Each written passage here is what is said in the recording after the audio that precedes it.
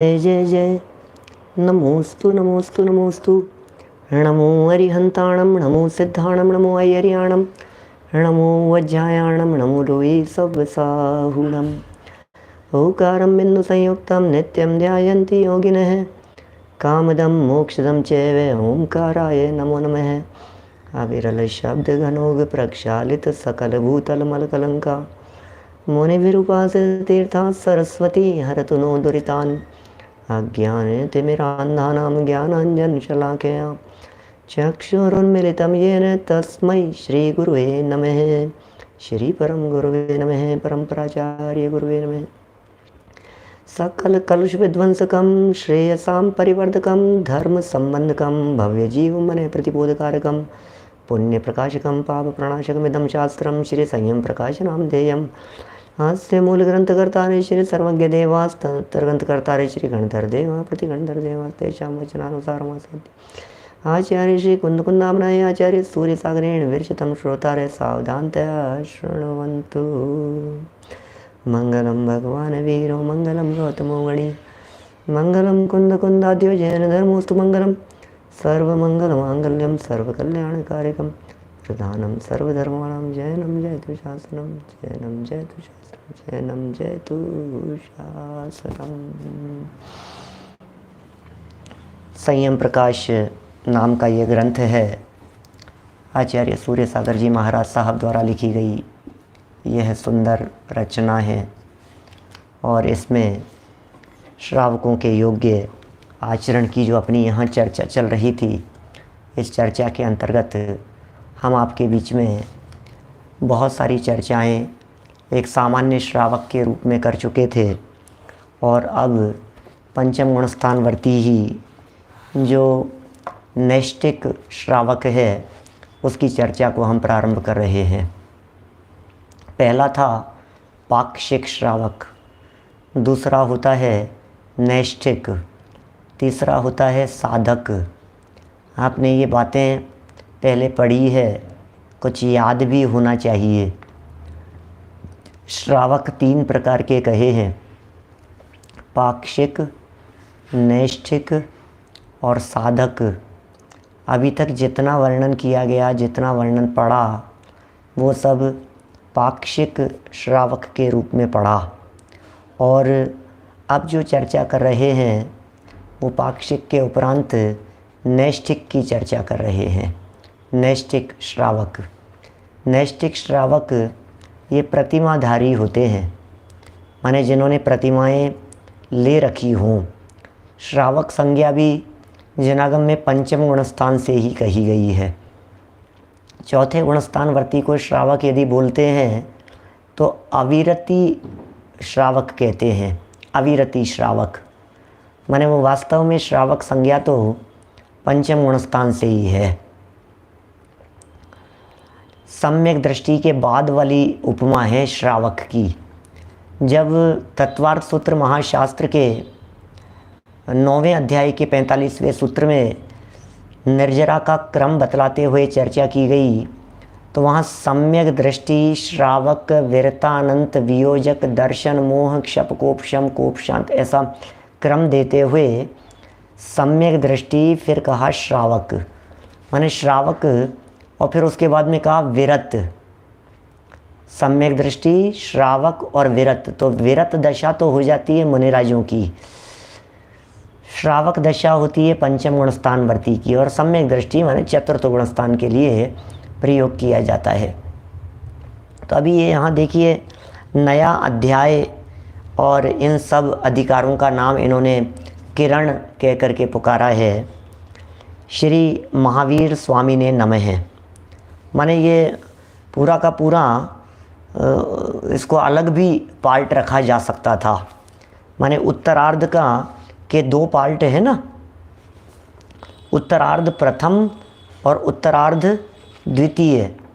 तो ये जो उत्तरार्ध की जो चर्चा चल रही है, ये उत्तरार्ध प्रथम तो पहले ही हो गया था, ये उत्तरार्ध द्वितीय चल रहा है अपने पास में यहाँ। उसकी तो उत्तरार्ध प्रथम किरण, फिर देखो द्वितीय कहाँ से शुरू हुआ था, ये मैं आपको बताऊं।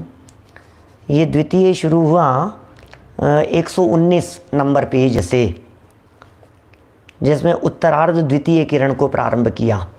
अब उत्तरार्ध की ये तृतीय किरण है ये, फिर उत्तरार्ध की चतुर्थ किरण आएगी आगे। तो देखिए यहाँ श्री महावीर स्वामी ने नमः संयम प्रकाश उत्तरार्ध तृतीय किरण दर्शन व्रत प्रतिमाधिकार, माने श्रावकों की चर्चा चल रही है। दर्शन व्रत माने 2 प्रतिमाएं हो गई 11 प्रतिमाओं में से। एक का नाम है दर्शन प्रतिमा, दूसरे का नाम है व्रत प्रतिमा। अधिकार तो अधिकार ही है, अधिकार में भी बड़े रहस्य छिपे हुए होते हैं। यदि यहीं इसकी जगह समयसार ग्रंथ चल रहा होता और मैं अधिकार की बात करता जैसा कि पूर्व में की है आपके बीच में, तो मैं यह कहता वहाँ अधिकार शब्द का अर्थ यह है कि जीव का अधिकार, जीव अपने दायरे में रहता है और अजीव के अपने अधिकार, अजीव अपने दायरे में रहता है। तो जीव अजीव अधिकार, जीव और अजीव द्रव्यों के, जीव और अजीव तत्वों के अपने अपने स्वतंत्र अधिकार हैं, वो जीव अजीव अधिकार। इनका भी नाम इन्होंने अधिकार रखा है। यहाँ जो अधिकार नाम रखा है दर्शन व्रत प्रतिमा अधिकार, इसका मतलब दर्शन प्रतिमा वाले के क्या क्या अधिकार हैं और व्रत प्रतिमा वाले के अधिकार में क्या क्या बातें आती है, तभी तो दर्शन व्रत प्रतिमा अधिकार बनेगा। तो देखिए मंगलाचरण। धर्मोपदेश कम वीरम अभिनम्य गुणाम्बुनिधिम नैष्ठिकाचार संक्षेपम ब्रुवे शास्त्रानुसारते हैं। क्या कह रहे हैं? अर्थ तो इन्होंने इसका नहीं बतलाया इस संस्कृत के श्लोक का। धर्मोपदेशकम वीरम, भगवान महावीर स्वामी जो हैं उनका धर्मोपदेश, उस धर्मोपदेश को और धर्मोपदेश देने वाले भगवान वीर को अभिनम्य भले प्रकार से नमस्कार करके, गुणाम्बु निधिम, गुणों के जो निधि हैं, गुणों के जो खजाने हैं उनको, नैष्ठिक आचार संक्षेपम माने उनको गुणों के निधि स्वरूप धर्मोपदेश करने वाले भगवान वीर को भले प्रकार से वंदन करके। ये पहली लाइन। नैष्ठिक आचार को, नैष्ठिक जो श्रावक हैं उनके आचरण को संक्षेप में ब्रुवे कहने के बारे में कह रहे हैं और शास्त्रानुसारत है। मैं शास्त्रों के अनुसार, आगम के अनुसार, जनवाणी के अनुसार यहाँ नैष्ठिक श्रावक के आचार को संक्षेप में कहूँगा। इस तरह का ये किया गया मंगलाचरण है। इस किरण में श्रावक की नैष्ठिक अवस्था के अंतर्गत दर्शन प्रतिमा और व्रत प्रतिमा का वर्णन किया जाएगा। एक दर्शन प्रतिमा का वर्णन होगा और व्रत प्रतिमा का वर्णन किया जाएगा। दर्शन प्रतिमा के वर्णन करने के क्रम में विस्तार से इसमें श्रावकों के 6 आवश्यकों का वर्णन भी किया जाएगा। अब आप देखिए इसका मतलब ये प्रकरण अपने लिए कितना उपयोगी है। 6 आवश्यकों की चर्चा, जिनके बिना श्रावक संज्ञा नहीं होती है। पद्मानंदी आचार्य देव का श्रावकों के 6 आवश्यकों को बतलाने वाला श्लोक भी यहाँ बिल्कुल सामने के पेज पर दिखाई दे रहा है। माने तब तक श्रावक संज्ञा नहीं हो सकती है जब तक जीवन में देव पूजा, गुरु उपासना, स्वाध्याय नहीं हो, संयम नहीं हो, तप नहीं हो, दान नहीं हो। इन सब का वर्णन करेंगे। माने अपने लिए कितना उपयोगी हो गया है ये सारा प्रकरण। आप समझिए देव पूजा, अब पूजा का स्वरूप बतलाएंगे तो क्या क्या पूजा का स्वरूप होता है। गुरु उपासना, कौन है गुरु और कैसे होती है उनकी उपासना। स्वाध्याय करना सिखाएंगे, स्वाध्याय की कला सिखाएंगे, स्वाध्याय की महिमा बतलाएंगे। संयम, तप और दान, और बहुत विस्तार से इन 6 आवश्यकों की चर्चा करेंगे, खूब खुल कर के करेंगे। और इन षट आवश्यकों के पालन करने में जो विकृतियां समाज में दिखाई देती है उन्हें भी दूर करने का प्रयास करेंगे। अरे वास्तव में क्या बतलाएं, समाज की विकृतियों को दूर नहीं करना है, यहाँ तो इन्हें पढ़ करके यदि अपने हृदय में कोई विकृति हो तो उसे दूर करना है। हम किसको सुधारें भैया? अपने आप को सुधारने के लिए है। पूरी जिनवाणी सब हमें सुधारने के लिए, अपने आप को सुधारने के लिए। हम औरों को नहीं देखते हैं क्या? हम औरों को नहीं देखते। हम औरों को देखेंगे तो अपने दोषों को कैसे निकालेंगे? हम दूसरों को देखेंगे तो अपने ज्ञायक स्वभाव को कब देखेंगे? दोनों ही दृष्टि से दूसरों को देखना उपयुक्त नहीं है। अरे बुराइयां देखनी हो तो भी अपनी देखना, और अच्छाइयां देखनी हो तो भी अपनी ही देखना। दोनों ही अर्थों में अपने आप को ही देखा जाता है, पर को देखने का तो काम ही नहीं है। आईने के सामने खड़ा होकर के जब आप अपने चेहरा देखते हैं, ये जनवाणी हमें अपना चेहरा दिखाती है।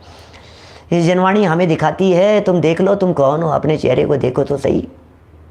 शक्ल देखो, अपनी शक्ल देखिए क्या? ये जनवाणी शक्ल दिखा रही है। ये जनवाणी ये कह रही है देखो ये आगम दर्पण है जिसमें अपने आप को देखना है। बुराइयां भी देखनी है और अच्छाइयां भी देखनी है। बुराइयां निकालने के लिए देखनी है और अच्छाइयां स्वभाव में देखनी है। वर्तमान पर्याय की पामरता को भी देखना है और स्वभाव की सामर्थ्य को भी देखना है। पर्याय की पामरता को देखकर स्वभाव की सामर्थ्य के अवलंबन से उस पर्याय की पामरता को दूर कर लेना, यही श्रावक का कर्तव्य है। क्या कह दिया मैंने? कुछ वाक्य बोल दिया मैंने क्या?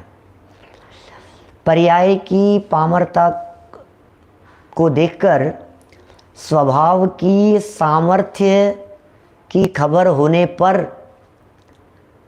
पर्याय की पामरता स्वयमेव दूर हो जाती है। माने ये जो स्वभाव की सामर्थ्य है हमारी, उस स्वभाव की सामर्थ्य को देखने वालों की पर्याय की पामरता दूर हो जाती है, लेकिन पर्याय की पामरता की भी खबर होनी चाहिए। इसका मतलब मुझ में यदि मैं अपने आप को देखता हूँ तो दो अंश दिखते हैं, एक है द्रव्यांश, एक है पर्यायांश। दो ही अंश दिखेंगे। हर वस्तु के दो महत्वपूर्ण पार्ट हैं। उमा स्वामी आचार्य देव ने कहा है उत्पाद व द्रव्य युक्तम सत्य। हर वस्तु के दो पार्ट हैं, एक पार्ट को कहते हैं द्रव्य और दूसरे पार्ट को कहते हैं पर्याय। प्रवीण जी चावड़ा साहब, एक पार्ट का नाम है द्रव्य और दूसरे पार्ट का नाम है पर्याय।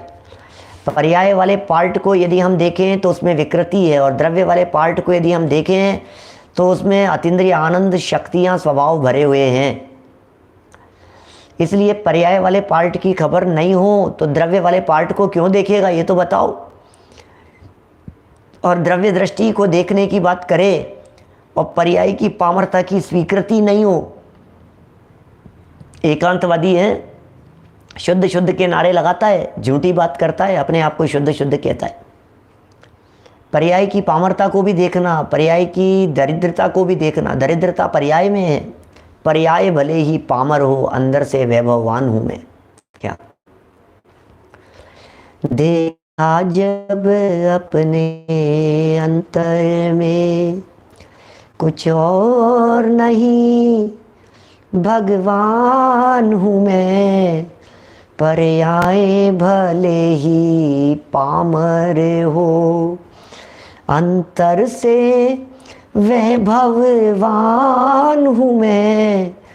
पर्याय भले ही पामर हो, देखा जब अपने अंतर में कुछ और नहीं, भगवान हूँ मैं।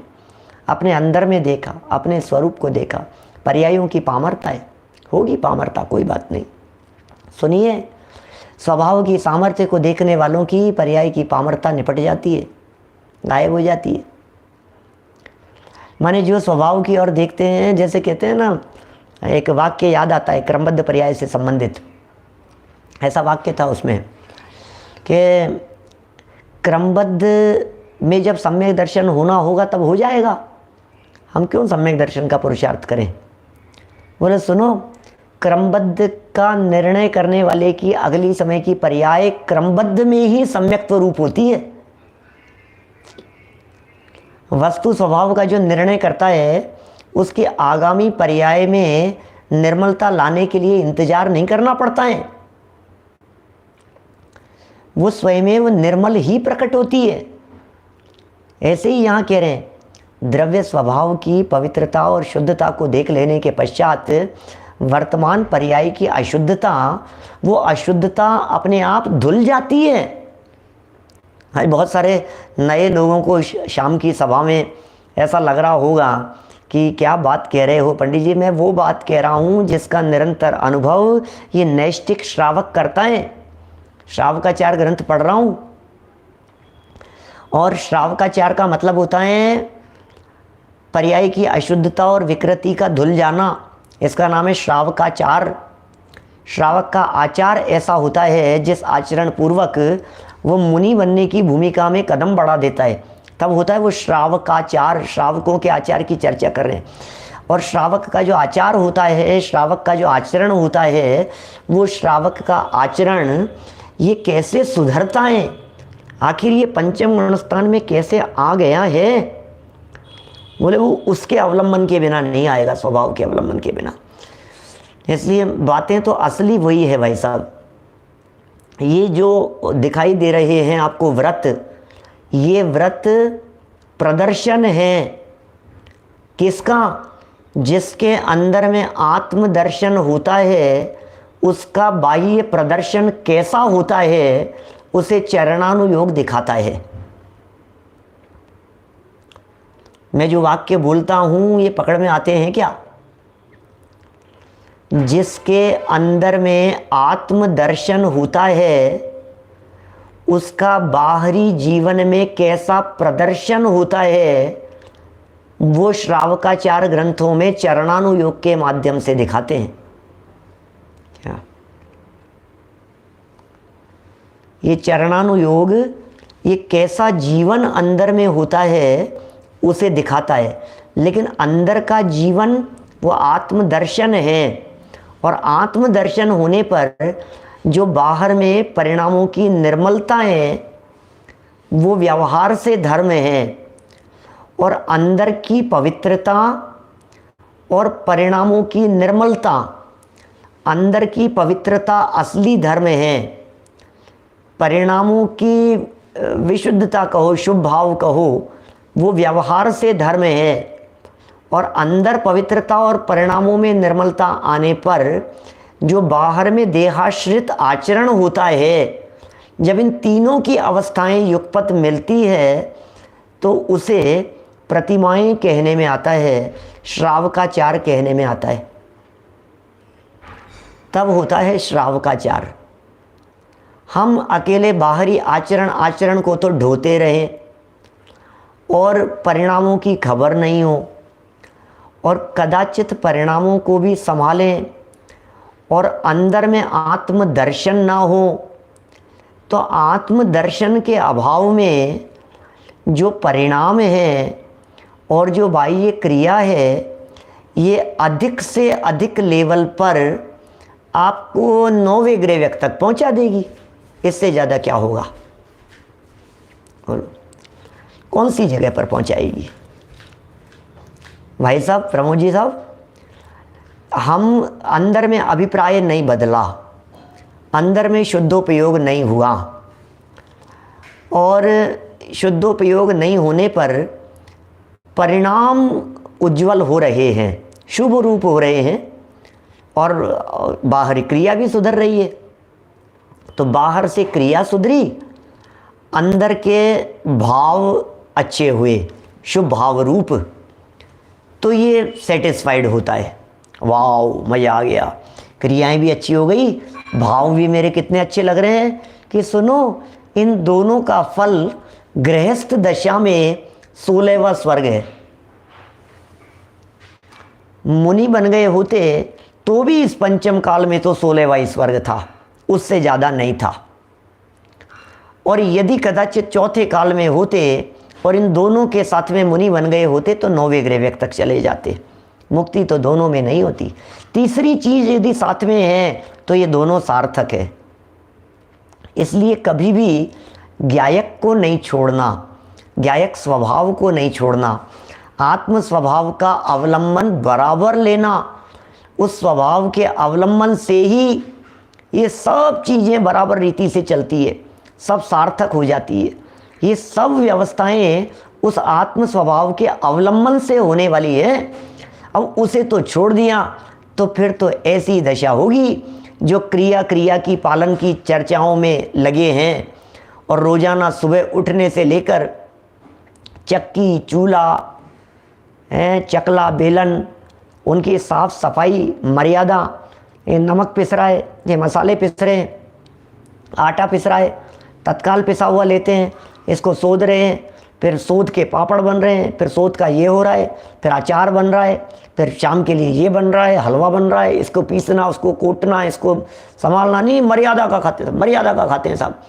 फिर कभी प्रवचन सुन लिए तो हमारे प्रवचन सुन करके और नहीं पंडित जी अब तो बात समझ में आ गई हमारे को, ये तो क्रिया है, इनके साथ में हमारे भाव भी शुद्ध होने चाहिए, तो थोड़ा सा भावों से करने लग गया। अरे तो हो क्या गया, भाव हो गए तो कहते हैं अंदर ये जो दशा है, ये सारी दशा, ये व्रताधिक की जो सारी स्थिति है और ये बाह्य क्रियाएं हैं, यदि अंदर में त्रिकाली आत्म तत्व की दृष्टि नहीं है तो ये सब क्रियाएं क्रियाकांड बन जाती है। ध्यान देना क्या कह रहा हूं लोहाड़िया जी, क्रिया ज्ञानियों की भी होती है, लेकिन ज्ञानी जीव के अंदर में स्वभाव का अवलंबन होता है। स्वभाव के अवलंबन पूर्वक ज्ञानी की जो क्रिया होती है वो सब योग्य होती है। स्वभाव का अवलंबन नहीं है और सिर्फ क्रिया रह गई तो उस क्रिया को क्रियाकांड कहते हैं। आप समझिए, क्रियाकांड माने थोथी क्रिया, क्रियाकांड माने झूठी क्रिया, क्रियाकांड माने कुछ दम नहीं है, अंदर का माल तो गायब हो गया और पैकिंग रह गई। अब पैकिंग से क्या होगा बताओ मेरे को। ये जो क्रियाएं थी, ये सब जड़ की क्रियाएं, ये तो पैकिंग थी, अंदर का माल तो अभिप्राय था। और पंडित जी क्या करते हो आप, समझ में नहीं आती आपकी तो बातें। हमारे को इतने दिन से आप हमारे को ये कह रहे थे ऐसा खाओ, ऐसे उठो, ऐसे चौका बनाओ, ऐसी आपकी किचन होनी चाहिए, इस किचन का माल इधर नहीं जाना चाहिए, इसका उधर नहीं जाना चाहिए, ऐसा नहीं होना चाहिए, इसकी मर्यादा इतनी होती है, ये ऐसा है, इसमें द्विदल का दोष लगता है, इसमें मांस भक्षण का दोष लगता है, इसमें इसका पालन करो। इतने दिन से आप यही बता रहे थे और आज तो आपने इन सारी क्रियाओं के ऊपर पानी फेर दिया। अरे पानी नहीं फेरा है हमने, क्या इन पे पानी नहीं फेरा है, ये सब तो होती है, ये सब होती है क्या, लेकिन अंदर में अवलंबन नहीं हो तो फिर ऐसा ही है। पतासे में रख करके दवाई दी थी तो दवाई को तो फेंक दिया और पतासा खा लिया, ये संतुष्ट हो रहा है, क्या दम है इसमें। बाहर में कमजोर दिखे, बाहर में वीकनेस दिखे, लेकिन अंदर से स्ट्रांग होना चाहिए व्यक्ति। कहते हैं ना, अंदर की पावर होनी चाहिए, अंदर की ताकत काम आती है। स्वभाव का अवलंबन ये अंदर की ताकत होती है और बाहरी ये सब क्रियाएं ये उसका प्रदर्शन होता है। ढोल बज रहे हैं, नगाड़े बज रहे हैं, बैंड बाजे बज रहे हैं, बोले शादी का प्रदर्शन है। तो शादी किसका नाम है कि शादी तो हो गई क्या, उसने उसके गले में वरमाला डाली और उसने उसके गले में वरमाला डाली और वरमाला न भी डली हो, मंत्रोच्चार न भी हुए हो तो कोर्ट मैरिज नहीं हो जाती है। दो लोगों की उपस्थिति के अंदर लो सिग्नेचर कर दिए और हो गई शादी, हो गई भाई साहब, मुंह मीठा करो साहब, हो गई शादी। क्या हुआ साहब, ढोल भी नहीं बजे, नगाड़े भी नहीं बजे, अरे वो तो क्या, वो शादी थोड़ी ना थी, वो सब तो शादी का प्रदर्शन था। तो कहते हैं आत्मदर्शन के, जैसे असली शादी के बिना वो प्रदर्शन किसी काम का नहीं है, उसी तरह से आत्मदर्शन के बिना ये देहाश्रित क्रियाएं, ये प्रदर्शन किसी काम का नहीं है क्या। अच्छा, ये प्रदर्शन किसी काम का नहीं है। किसी व्यक्ति ने इतने से वाक्य को पकड़ लिया, वो निश्चयाभासी हो गया, अब वो क्रियाओं को दमादम लगाने लगा। अरे क्रियाएं बेकार है, क्रियाएं बेकार है, क्रियाओं से कुछ नहीं होता, देखो देखो लिखा है ना क्रियाओं से कुछ नहीं होता। अरे आधा वाक्य क्यों पढ़ते हो मेरे भाई, वाक्य तो पूरा पढ़ो। इसके पहले आधे वाक्य में लिखा हुआ था, जिन्हें आत्मदर्शन नहीं है उनकी भाई ये क्रियाएं मात्र से कुछ होने वाला नहीं है क्या। जिन्हें आत्मदर्शन नहीं है उनकी बाह्य क्रियाओं मात्र से कुछ होने वाला नहीं है। अब ये आत्मदर्शन नहीं है, इसको तो छोड़ दिया, और क्रियाओं से कुछ होने वाला नहीं है, क्रियाओं से कुछ होने वाला नहीं है, क्रियाओं से कुछ नहीं होता है, कुछ नहीं होता है, ये कह करके तो क्रियाएं भी उड़ा दी। आत्मदर्शन तो था ही नहीं, क्रियाओं को भी उड़ा दिया। अब क्या होगा? अब तो मस्ती, चलो बार में हैं, चलो डिस्को में, क्या होगा? नाच गान चल रहा है, ताश पत्ती चल रही है, खेल रहा है, नाच कूद हो रहे हैं, भोग भोग रहा है, विषय कषायों के अंदर रचा पचाए लगा है दिन रात एक करने में। क्या कर रहा है भाई? कुछ समझ में नहीं आ रही ये बात। इसलिए भाई ये आत्मदर्शन के साथ में हो तो सुशोभित होता है, आत्मदर्शन के बिना हो तो कोई बात नहीं, लेकिन आत्मदर्शन करके इसको सफल करने का प्रयत्न करना। जहां जहां जिनागम में ये कहा है क्या, अच्छा दूल्हे के बिना बाराती नहीं, बराबर, दूल्हे के बिना बारातियों की कोई कीमत नहीं, दूल्हे के बिना बारातियों की कोई कीमत नहीं। तो चलो दूल्हे को बुला लिया, अब बारातियों को तो डंडे मार के भगाओगे ना, क्योंकि बारातियों की तो कोई कीमत नहीं है। आपने अभी तो कहा था बारातियों की कोई कीमत नहीं है, लगाओ इनके, भगाओ इनको। अरे दूल्हे के बिना कीमत नहीं है, दूल्हे के साथ में तो है। क्या ऐसे उड़ा देने जैसे तो नहीं है, भगा देने जैसे तो नहीं है। निश्चयवासी लोग इन चर्चाओं को और इन क्रियाओं को ऐसे ही डंडा मार करके भगाते हैं। एक वाक्य पढ़ लिया, दुनिया के बिना बारातियों को डंडे मार रहा है। क्या क्या कर क्या रहा है तू? रात्रि भोजन त्याग की चर्चा क्या कर ली? इसे ऐसे लगता है रात को तो खाना चाहिए। ये कौन से शास्त्र में लिखा है खाना चाहिए? चलो अभी तो ये भूमिका है, अभी तो श्रावक बतलाएंगे। श्रावक क्या होता है? क्या श्रावक किसे कहें? अंतर्बाह्य जीवन जिसका बदले उसे श्रावक कहने में आता है। श्रावक अंदर से भी बदलते हैं, श्रावक बाहर से भी बदलते हैं। अंदर से परिणाम बदलते हैं और भीतर जाओ तो अभिप्राय बदलता है। बाहर से देखो तो उसकी क्रियाएं बदलती हैं और बाहर से देखो तो उसके वस्त्र भी बदल जाते हैं, कपड़े भी बदल जाते हैं, सब कुछ बदल जाता है श्रावकों का। देखिए लिख रहे हैं यहाँ पर, दर्शन प्रतिमा और व्रत प्रतिमा का वर्णन किया जाएगा। दर्शन प्रतिमा के वर्णन के क्रम में विस्तार से इसमें श्रावकों के 6 आवश्यकों का वर्णन भी किया जाएगा। 6 आवश्यकों का वर्णन होगा। मैं तो ये कह रहा हूँ क्या माल आने वाला है उसकी भूमिका बना रहे हैं। हाँ, बीच बीच में कुछ ऐसी भी चर्चाएं आएगी जो आपको नीरस लगेगी। तो अकेले यही नहीं, समय सार पढ़ते समय भी कुछ चर्चाएं बीच बीच में ऐसी आएंगी जो आपको नीरस लगेगी। हो सकता है दुनिया का कोई ग्रंथ पढ़ लीजिए, आपको सरसता 100% ही मिले ऐसा नहीं है। अरे सरसता ग्रंथ से नहीं आती है, सरसता तो अंदर से आती है, भावों से आती है। सरसता तो तन्मयता से आती है। सरसता तो तब आती है जब जिन वचसी रमनते, जब आप इन जिनेंद्र भगवान के वचनों में रमते हैं तो सरसता आती है। घोटना पड़ता है भाई साहब, तब आता है ठंडाई का स्वाद। ऐसे ही नहीं आता है, घुटाई करनी पड़ती है। ठंडाई होती है ना, ठंडाई पिए कभी आपने? क्या रेडीमेड ला करके ठंडाई पियो तो वो बात नहीं है।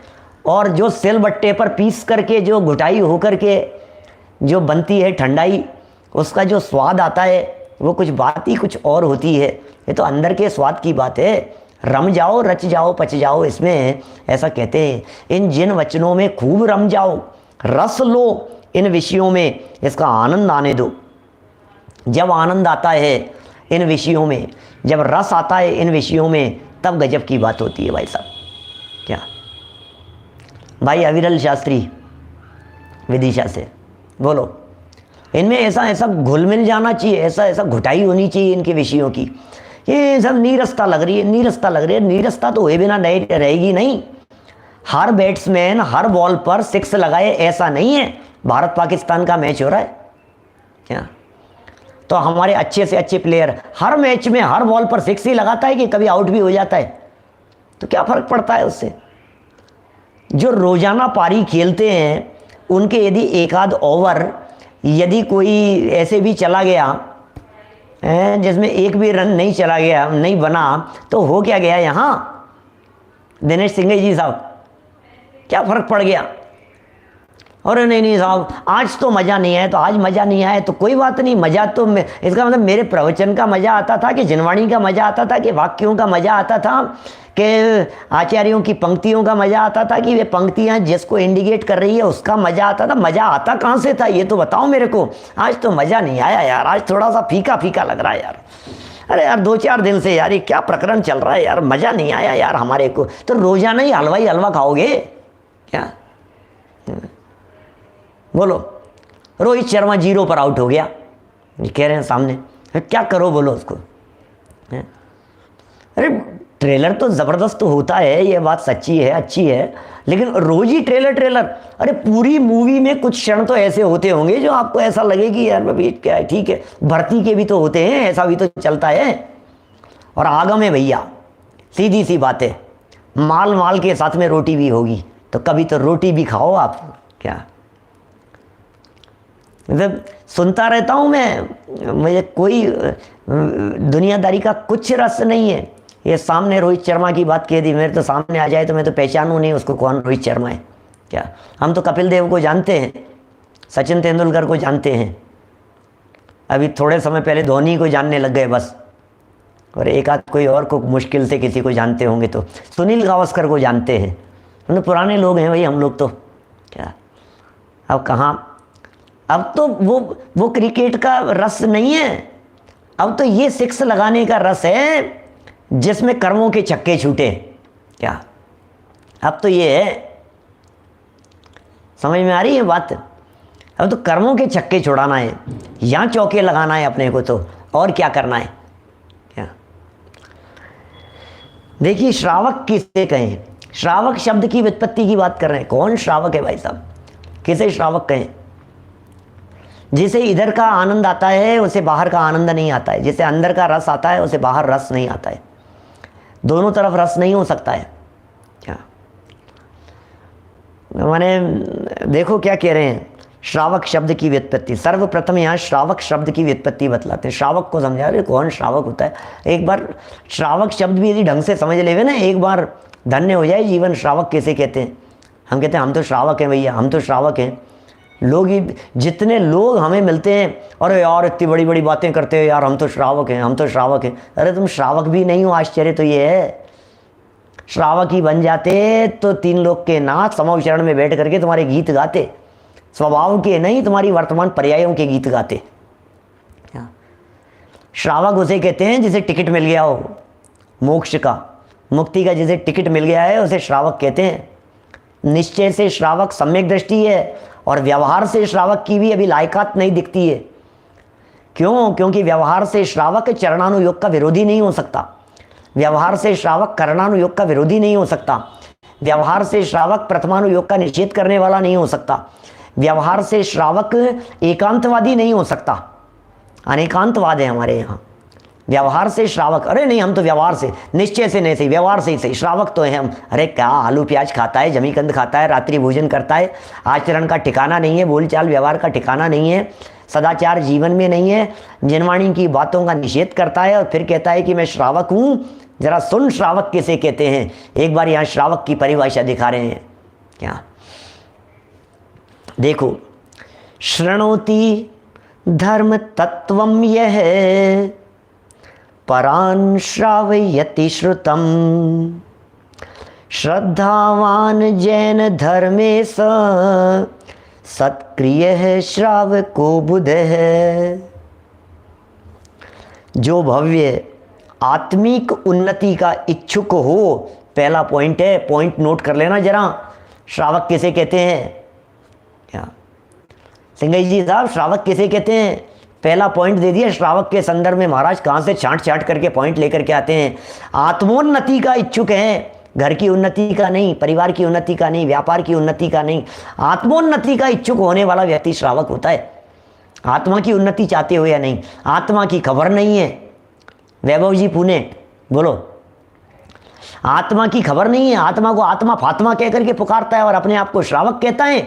आत्मोन्नति के इच्छुक व्यक्ति को श्रावक कहते हैं। ये क्या लाइन है, हर लाइन ऐसी है, रीझता है मन ऐसी लाइनों के ऊपर। आत्मोन्नति के इच्छुक व्यक्ति को श्रावक कहते हैं। आत्मोन्नति, आत्मोन्नति, अरे आत्मोन्नति वो चाहेगा जो आत्मा को चाहेगा। आत्मा को नहीं चाहे तो आत्मोन्नति कैसे चाहे? आत्मा की जिसे खबर नहीं हो तो आत्मोन्नति कैसे चाहे? आत्मिक उन्नति, क्या लिखते हैं? आत्मिक उन्नति, आत्मोन्नति, अंदर से उन्नति। अरे बाहर की तरक्की नहीं चाहिए, प्रमोशन हो गया भाई साहब, उन्नति हो गई। क्या हो गया भाई साहब? प्रमोशन। अरे भाई साहब बधाई हो साहब, आपको प्रमोशन हो गया। ये क्या प्रमोशन हो गया कि पहले अकेले थे अब शादी हो गई। ये प्रमोशन हो गया कि क्या कि पिता बन गए। अच्छा, प्रमोशन हो गया। ये क्या हुआ कि दादा दादी बन गए। प्रमोशन हो गया, प्रमोशन हो गया भाई साहब। क्लर्क थे ऑफिसर बन गए, है नहीं, और बड़े, क्या उन्नति हो गई। अरे काहे की उन्नति? संसार का बढ़ना, अरे नरदेह की यह हार है। जिस उन्नति के पीछे भाग रहा है, इस उन्नति में कोई दम नहीं है, कोई नहीं पूछता है इस उन्नति को। क्या विपुल भाई कंदी जी साहब, ये उन्नति नहीं है, इसे उन्नति क्या कहें? जिस उन्नति के काल में ये जीव आत्म कल्याण नहीं कर सके, जिस उन्नति के अंदर आगे बढ़ता बढ़ता इसे स्वाध्याय का समय नहीं मिले, हम उसे उन्नति कहें? कैसे कहें इसे उन्नति? स्वाध्याय के लिए समय नहीं मिलता, आराधना के लिए समय नहीं मिलता, भोगों से फुर्सत नहीं मिलती, विषय कषायों से फुर्सत नहीं मिलती, पैसा कमाने में इतना लगा रहता है कि इसे आत्मा की तरफ, आत्मा शब्द सुनने तक की इसे फुर्सत नहीं है। और ये कहे उन्नति हो गई वैसा, प्रमोशन हुआ है वैसा, प्रमोशन, ट्रांसफर हो गया वैसा का प्रमोशन। अरे क्या कह रहा है? आत्मोन्नति श्रावक के लिए कह रहे हैं, श्रावक की संज्ञा दे रहे हैं। आत्मोन्नति, जो चाहता हो, जिसकी इच्छा हो मेरी आत्मोन्नति होनी चाहिए। आत्मोन्नति कहते हैं गुणस्थानों के बढ़ने को। जब गुणस्थान बढ़ते हैं तो आत्मोन्नति कहलाती है। पहले से चौथा गुणस्थान होता है तो आत्मिक उन्नति होती है, चौथे से पांचवा गुणस्थान होता है तो आत्मिक उन्नति होती है, पांचवें से छठा गुणस्थान होता है तो आत्मिक उन्नति होती है। और इस उन्नति के चरम शिखर पर जो पहुंच जाते हैं वे सिद्ध परमात्मा होते हैं। क्या जो इस उन्नति के चरम शिखर पर पहुंच जाते हैं, जिसे ये उन्नति पसंद आती है, आत्मिक उन्नति पसंद आती है, प्रकृति में ऐसी व्यवस्था है कि उस व्यक्ति को सिद्धालय में ले जाकर के विराजमान कर दिया जाता है। सादे अनंत काल के लिए सुख से उसे सराबोर कर दिया जाता है, लबालब भर दिया जाता है। अरे भाई तुम्हें और कोई जगह नहीं है, तुम तो अनंत काल के लिए आनंद को भोगो भैया, आनंद के लिए भोगो, अनंत आनंद का उपभोग करो, अतीन्द्रिय आनंद का उपभोग करो, चैतन्य रस का रसास्वादन करो। ये उन्नति है। ऐसी उन्नति की जो चाह जिसके हृदय में है भाई साहब, बस हो गया श्रावक। ऐसे कहते हैं श्रावक। समझ लेना अब आपकी भावना क्या है। 1 के 2, 2 के 4, 4 के 8 होने की भावना है, परिवार बढ़ाने की भावना है, संपत्ति की भावना है, वैभव बढ़ाने की भावना है, जमीन दुकान मकान प्रॉपर्टी की भावना है, एक फैक्ट्री और लगाने की भावना है, एक बिजनेस और खोल लेने की भावना है। कहाँ कहाँ तक दौड़ते रहोगे भैया? अनंत काल हो गया, अनंत बार चलाए हैं, अनंत बार दौड़ाए हैं, खूब किए उन्नति। मैं चक्री पद पाए निरंतर भोगे भोग घनेरे, तो भी तनिक भये नहीं पूर्ण भोग मनोरथ मेरे। चक्रवर्ती जैसी संपदाएं खूब मिली हैं, चक्रवर्ती से अनंत गुना भोगों को भोगा है भोग भूमि में जाकर के। हम भोगों को नहीं भोग रहे, ये भोग हमें भोग रहे हैं, इस बात का पता नहीं है। इसे लग रहा है कि मैं भोग रहा हूँ, अरे भोग तुझे भोग रहे हैं भाई, हम भोगों को कहाँ भोग रहे हैं? हम भोगों को नहीं भोगते हैं, भोग हमें भोगते हैं। ये भोग रहे हैं भोग हमें, ये भोग भोग रहे हैं, ये पीड़ित कर रहे हैं। ये भाव में बहुत दुख उठाए हैं। क्या ये रोग मिट जाए? कब तक उलझेंगे, कब तक फंसे रहेंगे? अंदर से पुकार आनी चाहिए, अंदर से आवाज़ उठनी चाहिए। क्या अंदर से आत्म कल्याण की भावनाएं इतनी दजक जगनी चाहिए अंदर से। ऐसी जग गई अंदर से जागृति, ये काम होगा, ये काम होकर के रहेगा, कैसे नहीं होगा ये काम। लगन लग जाती है अंदर में ध्रुव की, बस बस त्रिकाली ध्रुव हूँ मैं, एक बार बस एक लगन भर हो सच्ची, तुझको निश्चित दर्शन होंगे।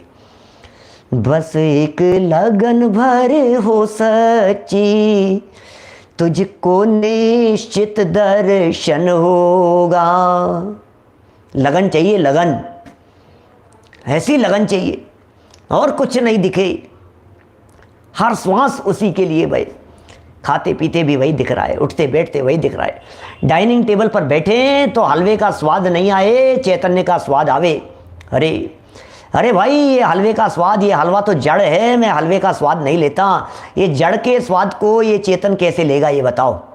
जड़ के स्वाद को ये चेतन कैसे लेगा? सोचो तो सही जरा। जब जड़ में स्पर्श रस है और मैं अस्पर्शी हूं, ये जड़ को, ये आत्मा, ये कैसे उसका स्वाद लेवे? बताओ तो सही। ये आत्मा उस हलवे को छुएगा कैसे, ये बताओ। जो स्वाद आ रहा है ये राग का स्वाद आ रहा है, जो स्वाद आ रहा है तो ज्ञान का रस है। अरे ज्ञान का रस आवे अंदर में और राग का रस टूट जावे, ऐसी भावना जिसके अंदर में आवे, तो उसे श्रावक कहते हैं। आत्मिक उन्नति की बात कर रहे हैं ये, गिरावट नहीं। अब डाउनफॉल नहीं होगा, अब नीचे नहीं जाएगा। मार्केट के बढ़ने की चर्चा नहीं कर रहे हैं, और ये मार्केट चढ़ रहा है, मार्केट चढ़ रहा है। क्या सोने चांदी के व्यापार वालों के लिए सोना चांदी बढ़ रहा है, बढ़ रहा है। दिवाली का सीजन टाइम है, रेट बढ़ रही है, इसके दाम बढ़ रहे हैं। अरे बैठे बैठे ही रातों रात संपत्ति डेढ़ी हो गई हमारी। तो गोल्ड का शोरूम था हमारा, और गोल्ड के भाव एकदम ऐसा उछाल मारा उन्होंने कि अपनी तो संपत्ति 1.5 गुना हो गई। वाह भाई वाह, खूब तरक्की कर ली, खूब उन्नति कर ली भाई साहब।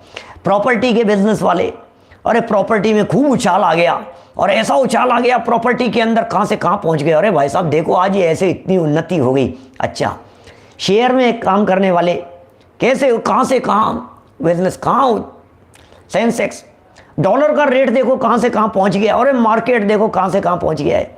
अरे भाई क्या बढ़ा है, क्या बढ़ा है, कौन सी उन्नति की बात कर रहा है? अभिमान बढ़ा है और कुछ नहीं बढ़ा है। श्रावक शब्द, पहला वाक्य पढ़ा मैंने, एक वाक्य पढ़ा मैंने, सच में मेरे को तो ऐसा लगता है कि ये कितना अंदर से बात कहते हैं। ये शरीर बढ़ गया, कुछ लोगों का वजन बढ़ रहा है, क्या कुछ लोगों का अभिमान बढ़ रहा है, कुछ का गर्व बढ़ रहा है। क्या क्या बढ़ रहा है बोलो? अभिमान बढ़ा, गर्व बढ़ा, कि ज्ञान बढ़ा। बड़े बाबू भाई फतेहपुर वाले कहते थे, हाथ कटा कि ज्ञान बढ़ा। बोलो, हाथ कट गया तो ज्ञान बढ़ा ना? क्या ज्ञान का विषय, ज्ञान का ज्ञेय ही तो बढ़ा है, और हुआ क्या है? ज्ञान का ज्ञेय ही तो परिवर्तित हुआ है। जो भव्य, और देखो गजब की बात, जो भव्य होगा वो आत्मिक उन्नति की सोचेगा। जब तक भव्य नहीं है, ये भव्यता की निशानी है। ये जो रुचि है, ये जो उत्साह है ना, ये जो उत्साह आ रहा है, सुनने का उत्साह है, समझने का उत्साह है, अपने आप को जानने का उत्साह है, अंतर का जो ये पुरुषार्थ है, ये जो पुरुषार्थ है, ये पुरुषार्थ आपके भव्यता की निशानी है। ये ऐसा कह रहा है ये पुरुषार्थ कि आप भव्य जीव हैं, आप पात्र जीव हैं, आप अल्पकाल में निर्वाण की प्राप्ति करने वाले हैं। परिणाम भीगे हुए होते हैं, परिणामों में सरलता होती है, सहजता होती है। हमें तो इसी दिशा में आगे बढ़ना है। हमारे मार्ग ही अलग ही है, क्या हमारा मेल ही नहीं है, बाहर के लोगों के साथ में हमारा मेल ही नहीं है। और सही बात है, देखो ज्ञानियों का मेल तो ज्ञानियों के साथ में होगा। जिन्हें मुक्ति में जाना, अरे भाई मोक्ष जाने वाली, अच्छा बम्बई जाने वाली ट्रेन में बैठोगे तो आपको सवारियां कौन सी मिलेगी ये बताओ?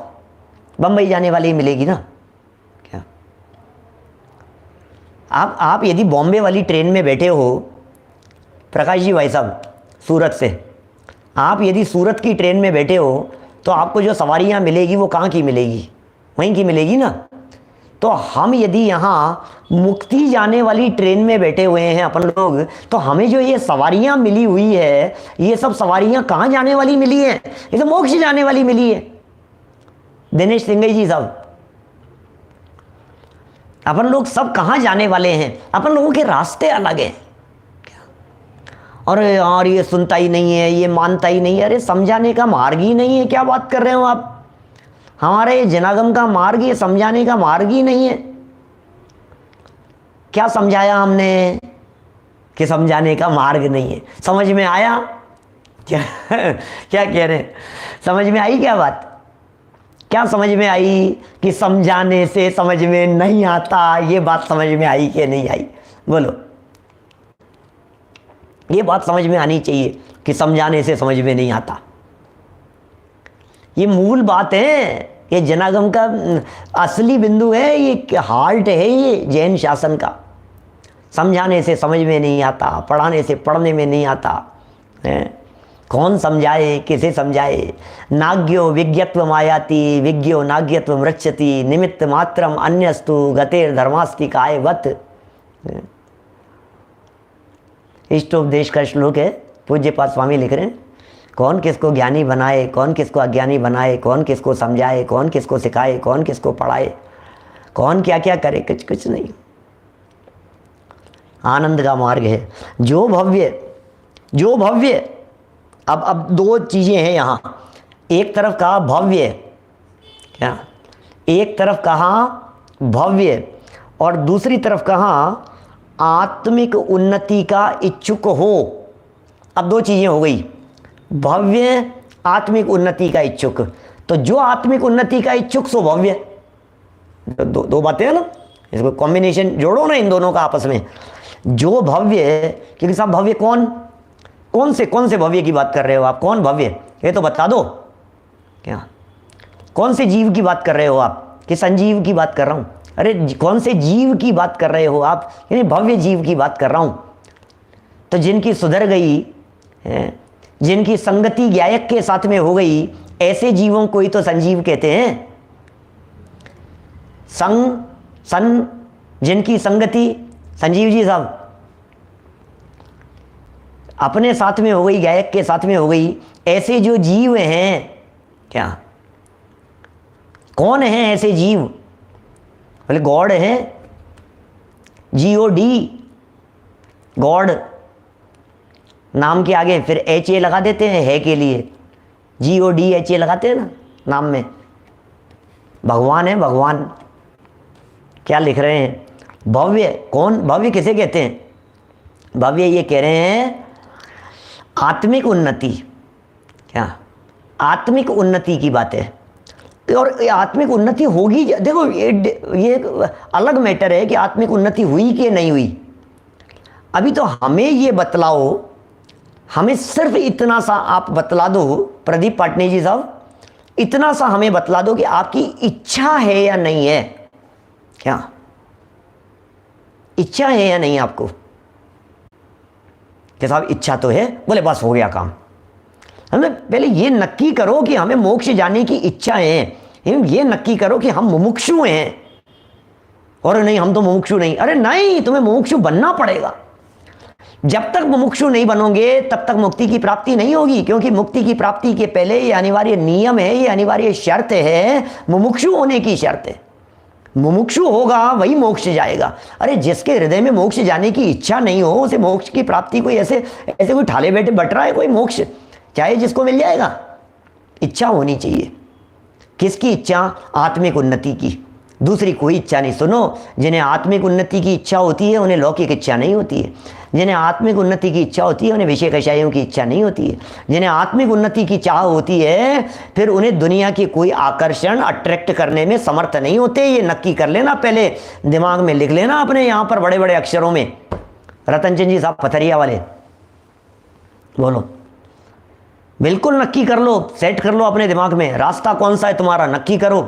मोक्ष जाना है कि निगोज जाना है, कि नहीं हमें तो स्वर्ग जाना है। तो सुनो, स्वर्ग ले चलेंगे तुम्हारे को, फिर आगे क्या होगा, सुनो, वो रास्ता आगे चल करके निगोज जाता है, तुम्हें पता ही नहीं है। स्वर्ग में ले जाएंगे, फिर आगे ले जा करके तुम्हारे को एकदम गड्ढे में गिरा देंगे। और ये क्या हुआ, हमें तो पता ही नहीं था, हम तो इतनी अच्छी लोकेशन देख करके आ रहे थे, स्वर्ग स्वर्ग स्वर्ग, बोले तैते चे थावर्तन धरे, हो गया बराबर सब। और क्या है, देव पर्याय से एक इंद्री के अंदर चला गया। रास्ता तो चुनना पड़ेगा हमारे को, किधर जाना है, दिशा तो नक्की करनी पड़ेगी। हर व्यक्ति को मुमुक्षु होना पड़ेगा, हर व्यक्ति को मुमुक्षु होना पड़ेगा। हर मुनिराज मुमुक्षु होते हैं, हर पंचम गुणस्थान वर्ती मुमुक्षु होते हैं, हर चतुर्थ गुणस्थान वर्ती मुमुक्षु होता है। क्या सबको मोक्ष की इच्छाएं, और ये उसकी बात कर रहे हैं श्रावक, जिसकी दिशा मोक्ष जाने के लिए बढ़ रही है वो मुमुक्षु है। जो भव्य, क्या भव्य किसे कहते हैं, जो कभी न कभी मोक्ष जाएगा उसे भव्य कहते हैं। भव्य शब्द भू धातु से बनाए, भव्य, भू माने होने योग्य, क्या भू माने भू धातु होने के अर्थ में, भू उससे बनाए भव्य, भव्य तो होने योग्य, कि क्या होने योग्य, कि मुक्त होने योग्य, क्या पार होने योग्य, निर्वाण जाने योग्य जो हो उसे कहते हैं भव्य। अरे भव्य शब्द सुनते ही हे भव्य, अरे तेरा अविनाशी कल्याण होगा, ये शब्द सुनने मात्र से हृदय इतना भीग जाता है कि अंदर में आनंद तरंगे हिलोरें लेने लगती है। समय सार ग्रंथाधिराज चौथी गाथा की टीका, वो कहते हैं हे भव्य, हे आत्मा, हे आत्मन, इतना सा स्वस्ति, अरे तेरा विनाशी कल्याण होगा। तू भव्य है, तू पात्र जीव है, इतना सुनने मात्र से कली कली नहीं खिल जाती होगी उस आत्मार्थी व्यक्ति की। क्या बोलो बोलो, क्या कह रहे हैं? हर स्टेप पर उसे ऐसा लगता है भैया अब विषयों में ना ही रमेंगे, निजानंद पाने करेंगे। अब भोगों में ना उलझेंगे, निजानंद पाने करेंगे। क्या चाहूं गतियों में ना ही भ्रमेंगे, निजानंद पाने करेंगे। चैतन्य का रस चखेंगे, अंदर का आनंद चखेंगे, अंदर का रस लेंगे। अरे अनंत बार लिया है, तृष्णा की खाई को खूब भरने का प्रयास किया है, लेकिन वो कभी नहीं भरी। अब तो एक तमन्ना है, बस एक लगन है, सच्ची लगन, निश्चित दर्शन होंगे। ये प्रतिज्ञा है, ये प्रतिज्ञा।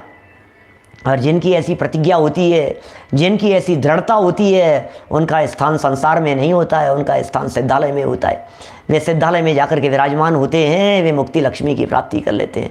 अल्प काल में वे निर्वाण की प्राप्ति कर लेते हैं। जिन्हें निर्वाण की प्राप्ति करना हो उन्हें क्या करना पड़ेगा कि आत्म उन्नति के इच्छुक होना पड़ेगा। ये इच्छा, यद्यपि इच्छा ये बाधक है, ये इच्छा बाधक है, ये इच्छा रोकने वाली है। मुक्ति की इच्छा भी मुक्ति में बाधा उत्पन्न करती है, अतीन्द्रिय आनंद की इच्छा भी अतीन्द्रिय आनंद में बाधा उत्पन्न करती है। किंतु जिनके हृदय में इच्छा ही नहीं है वे तो बाउंड्री के बाहर है, वे उनकी क्या बात करें। जिनके हृदय में इच्छा ही नहीं है वे तो बाउंड्री के बाहर हो गए, उनकी चर्चा नहीं है। ये बातें तो बड़ी गजब गजब की है भैया, जनवाणी की बातें हैं, अंदर का रस है, जनवाणी का माल है। भगवान महावीर स्वामी की देशना में आई है, मेरा कुछ नहीं है, मैं कुछ नहीं कहता हूँ। क्या सहज जो भाषा वर्णना की योग्यता से जो निकलना होता है सो निकल जाता है। एक एक शब्द जो मेरे द्वारा बोला गया है, ये एक एक शब्द ये संतों से सुना है, ये ज्ञानियों से सुना है, ये पूर्ववर्ती विद्वानों से सुना है। ये ज्ञानियों के शब्द है, ये भगवान महावीर स्वामी की दिव्य ध्वनि है, ये कुंद कुंदाचार्य देव का अमृत है, ये अमृत चंद्राचार्य देव की वाणी है। क्या इसे मेरी वाणी समझ करके मत समझना, मत सुनना। महाभाग्य से हमारे को मिल गई है ये। हम कुछ नहीं है, हम कुछ नहीं है, हम कुछ नहीं बोल सकते, हम हमारे पास में शब्द नहीं है कहने के लिए। लेकिन जो माल मिल गया है आपको, जो वैभव है जो आपके पास में जो अवेलेबल हो गया है, इतना जरूर मैं दावे के साथ में कहता हूं कि जो माल आपको मिल रहा है, इस माल में मेरे द्वारा बिल्कुल भी मिलावट नहीं है। ये प्योर माल है, भगवान महावीर स्वामी का माल है। 2500 वर्ष पहले इसी भारत भूमि पर वे भगवान महावीर स्वामी बिहार प्रांत में अपनी दिव्य ध्वनि के माध्यम से किराते थे, उपदेश निकलता था, और उसी में से ये थोड़े बहुत मोती चुन चुन करके ये आपके पास में आ गए हैं। इन्हें भगवान महावीर स्वामी की वाणी सुन करके, अरे इसे भगवान का प्रसाद समझ करके, ये प्रसाद बट रहा है यहाँ पर, इसे प्रसाद समझ करके खुद भी खाना और बगल वाले को भी खिलाना, बांटना, इसे अकेले नहीं बांटना, इस प्रसाद को सबको बांटना, सबको खिलाना, सबको देना, यही है भाई साहब। जब भगवान महावीर स्वामी 30 वर्ष तक उनकी दिव्य ध्वनि कीर्ति रही, ये माल वे अमृत वर्षा करते रहे, वे वो हमारे कुछ छींटे आ गए हैं हमारी झोली में, हमारे पास में एक आध छींटा आ गया तो हमने कहा ये एक छींटा भी मेरे पास में आया, ये मेरे लिए नहीं है, ये जन जन के लिए, सबके लिए है। ये बातें होनी चाहिए भैया। महाभाग्य से मिल गया। ये तो आत्म उन्नति के इच्छुक, मेरा तो मन नहीं था इससे आगे बढ़ने का, लेकिन घड़ी और समय सीमा और सब कुछ दिखता है। कल करेंगे श्रावक की चर्चा, कौन होते हैं श्रावक, किसे कहते हैं श्रावक, असली श्रावक कौन है, पहचानना अपने आप को, टटोलना अपने आप को, हमारे में श्रावक कहलाने की योग्यता, पात्रता, लक्षण कुछ है या नहीं है। थोड़े बहुत कुछ दिखाई देते हैं क्या, और यदि नहीं दिखते हो तो भी चिंता नहीं करना, बन जाएंगे। अरे श्रावक भी बनेंगे और फिर मुनि भी बनेंगे, और श्रावक और मुनि नहीं, भगवान बनेंगे एक दिन, वो आने वाला है हमारे जीवन में। अल्पकाल में हम सभी भगवान बने, इसी भावना से बात को यही विराम देता हूँ। ओम शांति। निज निधि निज में बताई, यह अनंत उपकार है, उसके लिए जिन वाणी माँ को वंदना शत बार है, वंदना शत बार है। 9 बार नमोकार मंत्र। नमो अरिहंताणं, नमो सिद्धाणं, नमो आयुर्वेद।